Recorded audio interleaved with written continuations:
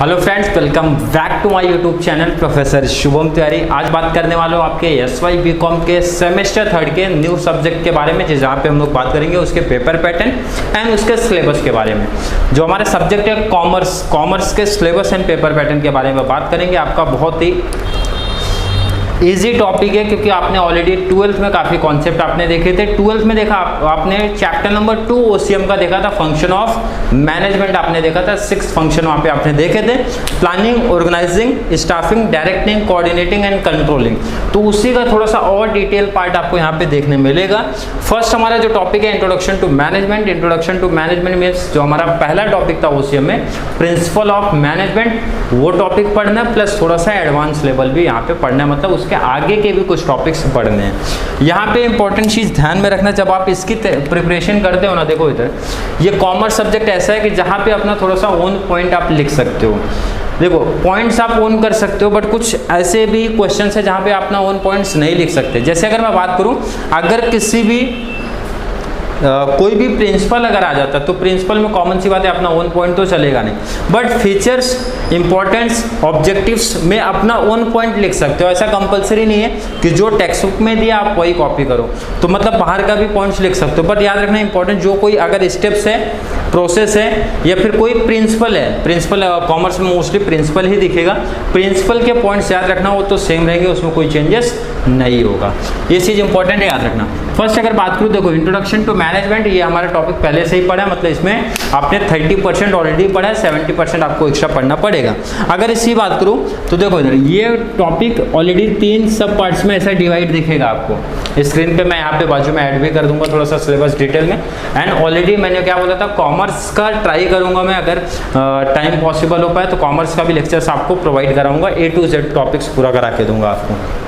Clear. Introduction to management 3 सब points में आपके डिवाइड है, 1 2 3। क्लियर हो गया। ये भी चीज़ याद रखना, जब सिलेबस हम लोग मतलब ऑलरेडी अगर टॉपिक स्टार्ट करेंगे तो पूरा डिटेल बताएंगे। ये चीज़ मैं पहले ही मेंशन कर दूंगा कि एक यूनिट में टोटल कितने क्वेश्चन है। क्लियर। ये चीज़ जब देखो थ्योरेटिकल सब्जेक्ट जो मेरा पढ़ाने का जो मेरा मेथड है, फर्स्ट आपको पता होना चाहिए सिलेबस में एग्जैक्ट पढ़ना कितना क्वेश्चन है। क्लियर। क्वेश्चन आपको हाईलाइट करा दिया, अब उसमें से आपके इंपॉर्टेंट कौन से, इंपॉर्टेंट को आपने स्टार वहाँ पे कर लिया, अदरवाइज हाईलाइट कर लिया आपने कि ये इंपॉर्टेंट है, पहले फोकस हमारा इस पे होना चाहिए। ये चीज़ इंपॉर्टेंट है, इसी वजह से थ्योरेटिकल का प्रिपरेशन होता है। एंड कॉमर्स अदरवाइज जो भी हमारे थ्योरेटिकल कॉन्सेप्ट है उसकी प्रिपरेशन आपको इसी वे में करना है। सिंपल सा क्या करना है, इंपॉर्टेंट जो चीज़ होती है, देखो आपको मीनिंग क्लियर होना चाहिए, उसका एग्जैक्ट जो आप टॉपिक पढ़ रहे हो मीनिंग क्लियर होना चाहिए। एंड सेकेंड चीज़, आपको पॉइंट्स उसके याद होने चाहिए। क्लियर हो गया। 2 चीज़ इंपॉर्टेंट होता है उसमें। एंड इसीलिए याद रखना जितना भी हम लोग करते जाएंगे, पहले आपको सिलेबस में कितना टॉपिक है वो दिखा दूंगा, उसके बाद इंपॉर्टेंट को हाईलाइट करा दूंगा, तो उस पर फोकस आपका ज़्यादा रहना चाहिए। सेकंड हमारा प्लानिंग एंड डिसीजन मेकिंग। तो प्लानिंग ऑलरेडी हम लोग पढ़ चुके हैं 12th में। Planning is deciding in advance what to do, who to do वगैरह, आपने ऐसा कुछ तो पढ़ा रहेगा, बहुत लोगों ने डिफाइन और रट्टा मारा रहेगा उधर पे। तो प्लानिंग का बट यहाँ पे वहाँ पे हम लोगों ने क्या देखा था, 2 ही कॉन्सेप्ट देखे थे, I think features and importance. और उस टाइम पे आपका शायद से फीचर्स कट हुआ था या फीचर्स शायद आपको है ही नहीं, कैंसिल कर दिए हैं, बट यहाँ पे पूरा डिटेल पढ़ना पड़ेगा। और इसमें अगर सब पॉइंट्स की बात करूँ तो यहाँ पे भी मतलब ये टॉपिक आपका 3 पार्ट्स में आपको ये भी दिखाई देगा, 1 2 3।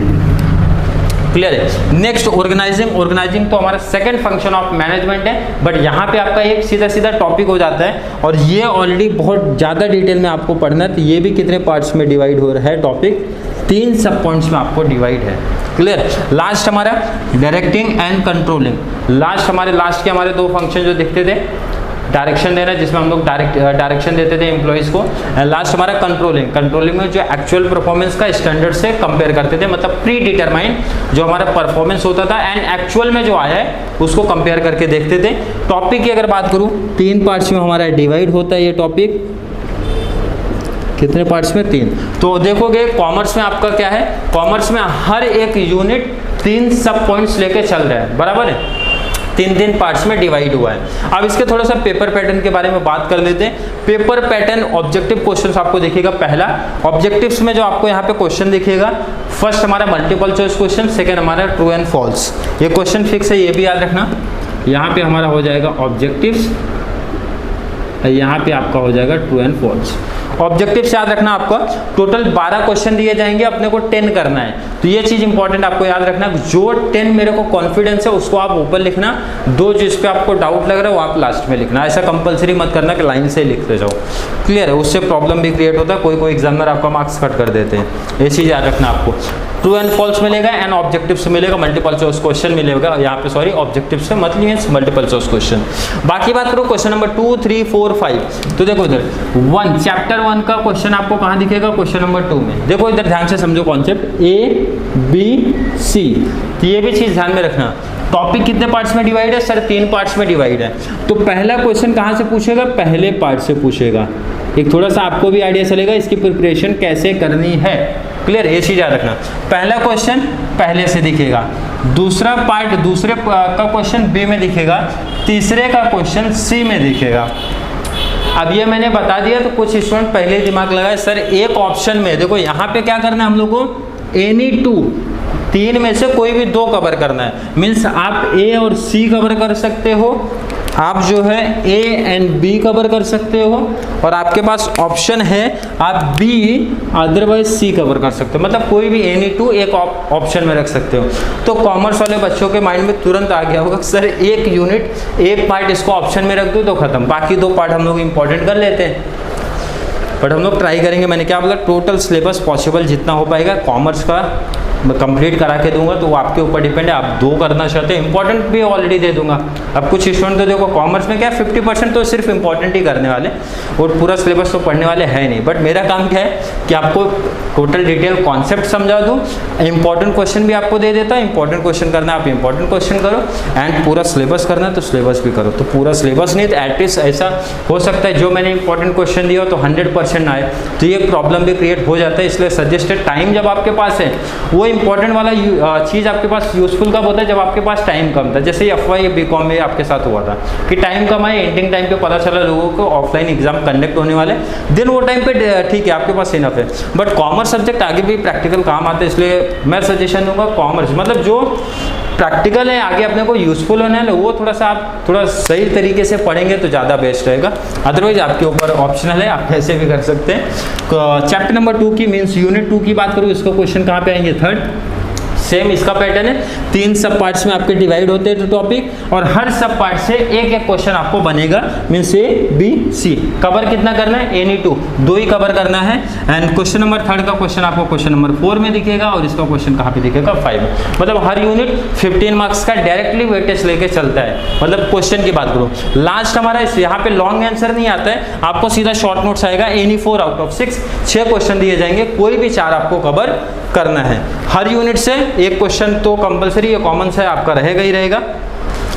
2 क्वेश्चन एक्स्ट्रा भी मिलते हैं, ऑप्शनल भी मिलते हैं, मतलब 6 दिया रहेगा आपको, 4 कवर करना है। 5 मार्क्स का एक शॉर्ट नोट्स बनेगा, तो कॉमन सी बात है यहाँ पे चारों यूनिट से बनने वाला है। चारों यूनिट से हमारा शॉर्ट नोट्स बनेगा, मतलब टॉपिक से बनेगा। बट यहाँ पे भी इंपॉर्टेंट क्वेश्चन दूंगा, कौन सा यूनिट ज़्यादा इंपॉर्टेंट है या फिर कौन से क्वेश्चन पे अपने को ज़्यादा फोकस रखना है।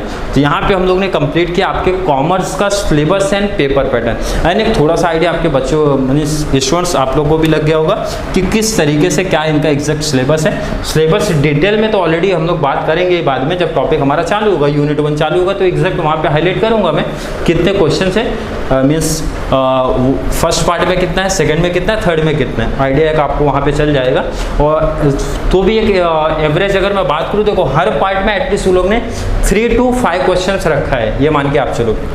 मिनिमम 3 मैक्सिमम 5 एवरेज बता रहा हूँ। मतलब हर अगर टॉपिक की मैं बात करूँ तो 10 to 12 to 15 मैक्सिमम हो जाता है आपका।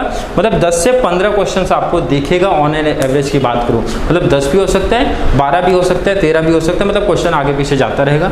तो वहाँ पे ध्यान रखना, जब टॉपिक हमारा सिलेबस स्टार्ट होगा, यूनिट 1 में कितना वो हाईलाइट करूँगा, यूनिट 2 में कितना वो हाईलाइट करूँगा, यूनिट 3 में कितना हाईलाइट करूँगा। क्लियर?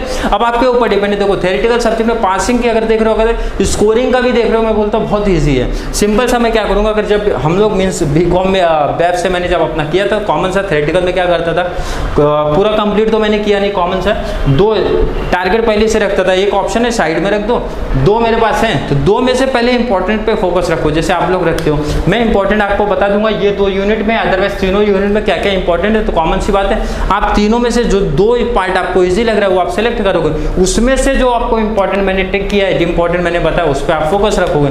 तो हम लोग ने भी वही किया, सिंपल सा कॉन्सेप्ट है, पूरा सिलेबस तो पढ़ने वाले नहीं है। तो हम लोग क्या करेंगे, पहले सिलेबस को शॉर्ट करो, तो कॉमन से एक एक पार्ट हर यूनिट से निकाला हम लोग ने, हर पार्ट मतलब यूनिट्स, हर चैप्टर से अगर बात करूँ, हर यूनिट से एक एक पार्ट निकाल दिया तो सिलेबस ऑलरेडी कट हो गया ना, 1 2 3 4, मतलब एक तरीके से एक चैप्टर ही गायब कर दिया हम लोग ने।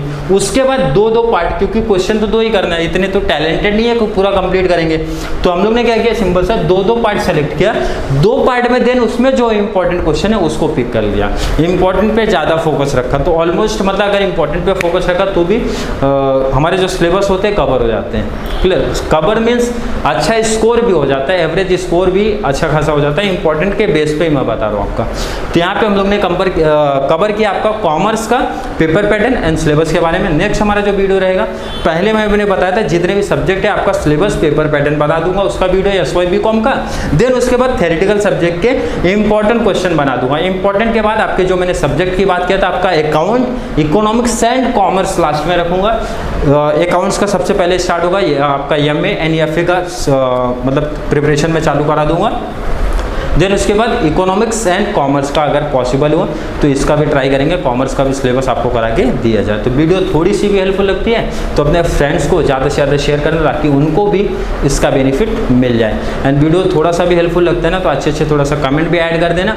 एंड कौन से टॉपिक पे जो हमारा मतलब मैं बार बार हर वीडियो में मोस्टली बोलते ही रहता हूँ, जो टॉपिक पे वीडियो चाहिए, जिस टॉपिक में कोई आपको डाउट आता है, कन्फ्यूजन आता है, या फिर जिस सब्जेक्ट पे भी आपको वीडियो चाहिए, डाउट आ रहा है, कन्फ्यूजन है, वो कॉमेंट बॉक्स में ऐड कर देना।